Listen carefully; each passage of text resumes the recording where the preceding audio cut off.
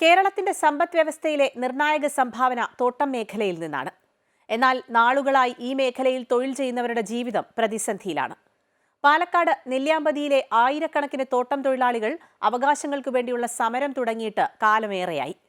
കൃത്യമല്ലാത്ത വേതന വ്യവസ്ഥയ്ക്കും തൊഴിലാനുകൂല്യങ്ങൾ നിഷേധിക്കുന്നതിനും എതിരെയാണ് തൊഴിലാളികൾ സമരത്തിനിറങ്ങിയത്.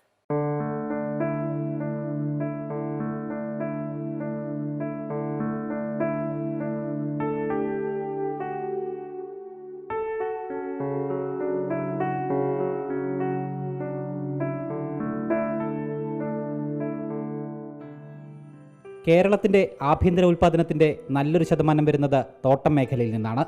എന്നാൽ നാളുകളായി ഈ മേഖലയിൽ നിന്ന് ശുഭകരമായ വാർത്തകൾ പുറത്തു വരുന്നില്ല. തോട്ടങ്ങളധികവും വലിയ നഷ്ടങ്ങൾ നേരിടുന്നു.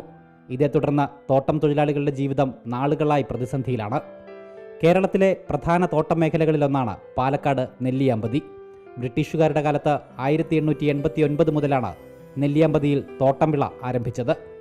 ആദിവാസി വിഭാഗമായ കാടർ മാത്രം താമസിച്ചിരുന്ന നെല്ലിയാമ്പതിയിലേക്ക് പിന്നീട് തമിഴ്നാട്ടിൽ നിന്നും ശ്രീലങ്കയിൽ നിന്നും ഉൾപ്പെടെ ജനങ്ങൾ തൊഴിലിനായി കുടിയേറി.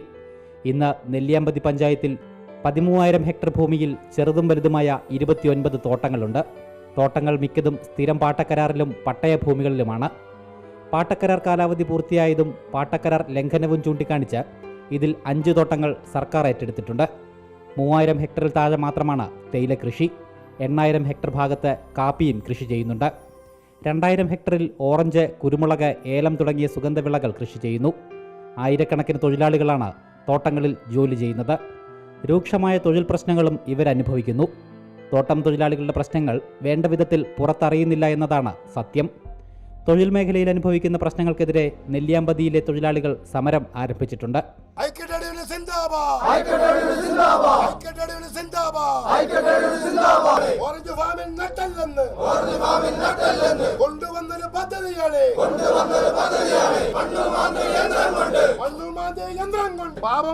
പേര് പറഞ്ഞ്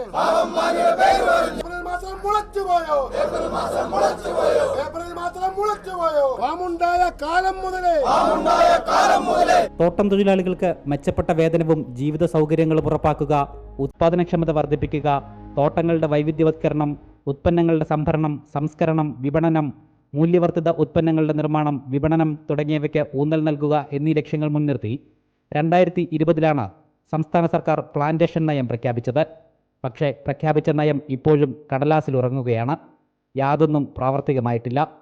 ചെയ്യുന്ന തൊഴിലിന് ആനുപാതികമായ വേതന വ്യവസ്ഥയില്ലാത്തതും തൊഴിലാളികൾ ചോദ്യം ചെയ്യുന്നു. നിലവിൽ 441 രൂപ മാത്രമാണ് തൊഴിലാളികൾക്ക് ലഭിക്കുന്ന ദിവസവേതനം. തൊഴിലാളികൾ പണിയെടുത്തു കഴിഞ്ഞാൽ സർക്കാർ യഥാസമയം തരേണ്ട ആനുകൂല്യങ്ങളും അവകാശങ്ങളും യഥാസമയം തരുന്നതിൽ വലിയ വലിയ വീഴ്ചയാണ് ഈ പാമ്പിൽ ഉദ്യോഗസ്ഥർ വരുത്തുന്നത്. 2019 തുടങ്ങിയ പ്രക്ഷോഭ പരിപാടികൾക്ക് അന്ന് ആവശ്യപ്പെട്ടുള്ള വിരമിച്ചവരുടെയും മരണപ്പെട്ടവരുടെയും മറ്റ് തൊഴിലാളികളുടെ ആനുകൂല്യങ്ങൾ കൊടുത്തു തീർക്കാൻ നാളിതുവരെയും കഴിഞ്ഞിട്ടില്ല എന്ന യാഥാർത്ഥ്യം വസ്തുത നിലനിൽക്കുന്നു. തൊഴിലാളി ക്ഷേമത്തിനോ തോട്ടം മേഖലയിലെ വിളകളുടെ മേന്മയ്ക്കോ സർക്കാരിന് പ്രത്യേക പദ്ധതികളില്ല. അങ്ങനെ തൊഴിലാളികളുടെ താമസ സൗകര്യം വളരെ ദയനീയമായ അവസ്ഥയാണ്. എല്ലാം ഓടും എല്ലാം പൊട്ടി മഴ വരുന്ന സമയത്ത് തൊഴിലാളികൾ താമസിക്കാൻ പറ്റുന്ന ഒരു സ്ഥിതിവിശേഷം ഈ തൊഴിലാളികൾക്കില്ല. അവരുടെ കക്കൂസ്, ബാത്റൂമുകൾ ഒരു ഉപയോഗശൂന്യമായി കിടക്കുന്ന അവസ്ഥയുണ്ട്. ആ സാഹചര്യത്തിൽ തൊഴിലാളികൾ പണിയെടുത്ത് വന്നു വീട്ടിൽ പോയാൽ അവർക്ക് സമാധാനത്തോടെ അന്തി ഉറങ്ങാൻ സാഹചര്യമില്ലാത്ത ഒരു സ്ഥിതിവിശേഷം. തൊഴിലാളികൾക്കുള്ള കൂലിക്ക് പുറമെ അവർക്കുള്ള സൗജന്യ താമസ സൗകര്യം, provident fund, group gratuity, bonus, പണിയായുധങ്ങൾ, കമ്പിളി വസ്ത്രങ്ങൾ എന്നിവയും തോട്ടമുടമകൾ നൽകേണ്ടതുണ്ട്. എന്നാൽ provident fund, group gratuity, bonus തുടങ്ങിയ ആനുകൂല്യങ്ങൾ നാളുകളായി നിഷേധിക്കപ്പെടുകയാണെന്ന് തൊഴിലാളികൾ പറയുന്നു. 41 വരെ അവകാശങ്ങൾ ഇന്ന് പണിയെടുത്ത് തുടങ്ങിയ തൊഴിലാളികളുണ്ട്. സ്കിൽഡ് അലവൻസുകൾ തരാറില്ല, സർവീസ് ബുക്കുകൾ കൃത്യമായി മെയിൻറ്റെയിൻ ചെയ്യാറില്ല, റിട്ടയർഡ് ആയ തൊഴിലാളികളുടെ ആനുകൂല്യങ്ങൾ യഥാസമയം കൊടുത്ത് തീർക്കാറില്ല. പങ്കാളിത്ത പെൻഷൻ പദ്ധതിയിൽ സ്ഥിരപ്പെട്ട തൊഴിലാളികളെ യഥാസമയം ചെയ്യുക, അതിനൊക്കെ വർഷങ്ങളോളം കാത്തിരിക്കുന്നു. ഗ്രൂപ്പ് ഇൻഷുറൻസ് പദ്ധതിയിൽ തൊഴിലാളികൾ അംഗമാക്കാറില്ല. LPF, PF അംഗമാക്കാറില്ല. അഥവാ PF അംഗമാക്കിയ തൊഴിലാളികൾക്ക് അഡ്വാൻസ് ഇതിന് 6 മാസം 4 മാസം കാത്തിരിക്കുന്ന അവസ്ഥ. ഉദ്യോഗസ്ഥന്മാരുടെ കെടുകാര്യസ്ഥ തൊഴിലാളികളെ പരിപാലിക്കാതെ കൊണ്ടുപോകുന്ന ഈ ഒരു പ്രക്രിയ കുറേ വർഷങ്ങളായി തുറന്നു വരുന്നു. ഭാവി ഇതൊരു അനുകൂലമായ നിലപാടുകൾ ഗവൺമെൻറ് ഭാഗത്ത് ഉണ്ടാകുമെന്നുള്ള പ്രതീക്ഷ ഞങ്ങൾ എല്ലാവരും ഇരിക്കുന്നു. അതുകൊണ്ട് സമാധാനപരമായി രാവിലെ ജോലിക്ക് മുമ്പും വൈകുന്നേരം ജോലി കഴിഞ്ഞ ശേഷം പ്രതിഷേധം അറിയിച്ചുകൊണ്ട് പിരിയുന്ന ഒരു പ്രക്രിയയാണ് ഇപ്പോൾ നിലവിലുള്ളത്. തൊഴിൽ ചൂഷണങ്ങൾ വർദ്ധിച്ചതോടെ പലരും തോട്ടം പണി ഉപേക്ഷിച്ച് ചുരമിറങ്ങാനും തുടങ്ങി. നെല്ലിയാമ്പതിയിലെ സർക്കാർ സ്വകാര്യ തോട്ടങ്ങളിലായി 10 വർഷം മുമ്പ് 7000-ത്തിലധികം തൊഴിലാളികളുണ്ടായിരുന്നു. എന്നാൽ ഇന്ന് നെല്ലിയാമ്പതി മേഖലയിൽ 850 സ്ഥിരം തൊഴിലാളികളും 479 താൽക്കാലിക തൊഴിലാളികളും 401 മറുനാടൻ തൊഴിലാളികളും ഉൾപ്പെടെ 1730 പേർ മാത്രമേ ഉള്ളൂ എന്നാണ് സർക്കാർ കണക്കുകൾ വ്യക്തമാക്കുന്നത്. തൊഴിലാളി ക്ഷാമം നേരിടുന്നുണ്ടെന്ന് തോട്ടം ഉടമകളും സമ്മതിക്കുന്നു. സ്റ്റാഫിൻ്റെ ഷോർട്ടേജ് നമുക്ക് നല്ലോണമുണ്ട്. ടെക്നിക്കൽ വിങ്ങിലും ക്ലറിക്കൽ വിങ്ങിലും ഉള്ള സ്റ്റാഫിൻ്റെ ഷോർട്ടേജ് നമുക്ക് നല്ലോണമുണ്ട്. ഏകദേശം 600ഓളം ഏക്കർ വിസ്തൃതിയിൽ വരുന്ന വൈവിധ്യമാർന്ന പ്രവർത്തനങ്ങൾ നടക്കുന്ന ഈ ഫാമിൽ കുറവ് നമുക്കൊരു പ്രയാസമാണെങ്കിലും പരിമിതികൾക്കുള്ളിൽ നിന്നുകൊണ്ട് ഏറ്റവും നല്ല രൂപത്തിൽ പൊതുജനങ്ങൾക്ക് സേവനം ലഭ്യമാക്കാൻ ഈ ഫാമിൻ്റെ ഭാഗമായി ഞങ്ങൾ ശ്രമിച്ചുകൊണ്ടിരിക്കും. ഉത്പാദന ചെലവിൻ്റെ വർധനവും വിളകളുടെ വിലയിടിവും മൂലമാണ് തൊഴിലാളികളുടെ കൂലിയും ആനുകൂല്യങ്ങളും പ്രതിസന്ധിയിലാകുന്നതെന്നും തോട്ടമുടമകൾ വ്യക്തമാക്കുന്നു. 2018 പ്രളയത്തിന് ശേഷമുണ്ടായിട്ടുള്ള മണ്ണിൻ്റെ പ്രശ്നങ്ങളും കാലാവസ്ഥാ വ്യതിയാനവും കൃഷിയെ ബാധിക്കുന്നതും പ്രശ്നങ്ങൾക്ക് കാരണമായി ചൂണ്ടിക്കാട്ടുന്നു. തോട്ടം മേഖലയിലെ തൊഴിൽ പ്രശ്നങ്ങൾ പരിഹരിക്കാൻ സർക്കാർ ശ്രമങ്ങൾ നടത്തണമെന്നാണ് തൊഴിലാളികളുടെ ആവശ്യം.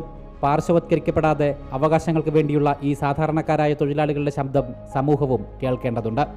വളരെ രൂക്ഷമായ അവകാശ നിഷേധങ്ങളാണ് നെല്ലിയാമ്പതിയിലെ തോട്ടം തൊഴിലാളികൾ നേരിട്ടുകൊണ്ടിരിക്കുന്നത്. കൃത്യമല്ലാത്ത വേതന വ്യവസ്ഥയും കിട്ടാക്കനിയായ ആനുകൂല്യങ്ങളും ഇവരുടെ ജീവിതം ദുരിതമയമാക്കുന്നു. അടിസ്ഥാന അവകാശങ്ങൾക്ക് വേണ്ടിയിട്ടുള്ള ഇവരുടെ പ്രതിഷേധസ്വരം ഇനിയെങ്കിലും അധികാരികൾ കേൾക്കേണ്ടതുണ്ട്.